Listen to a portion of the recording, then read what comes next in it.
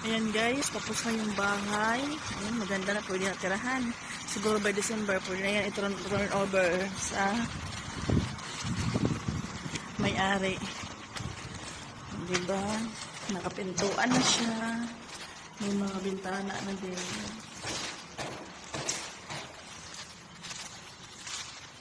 Ayan, may pintuan na may CR na.